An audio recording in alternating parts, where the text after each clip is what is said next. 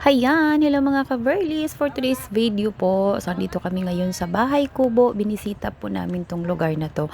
Actually, walang nakatira po dito mga ka-Verlies. Ano lang, pinupunta-punta lang, bisita-bisita lang kami dito. Actually, yung pamilya ko pala. So, kung may mga bakanting oras, tulad ng Sunday o Saturday, walang pasok at saka walang mga work yung mga kapatid ko, andito sila pumupunta. Pero sa tagal nang hindi nakapunta mga ka-Verlies, kaya yan, yung paligid ang dami ng mga damo. Kaya kailangan naming linisan yan. So, yan yung kasama ko. Maglilinis kami. Pero habang naglilinis, sinasayaw-sayawan ko na muna to siya para bumilis yung pag-cutter niya, 'di ba? Tulong-tulong kami dito mga ka-Verlies, no? So, yan. Nag-i-enjoy naman kami. So, yan yung mama ko mga ka-Verlies. So, tumutulong din siya sa paglinis ng kapaligiran.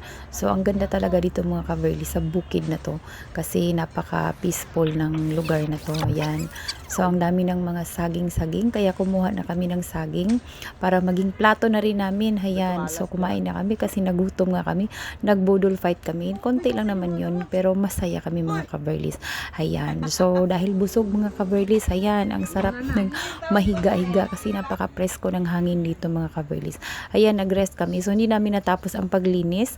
Next time na lang o di kaya kukuha na lang kami ng maglilinis kasi wala na kaming oras. Gusto na namin magpahinga din. So, ang sarap dito mga ka-Verlies. Ang sarap balik-balikan.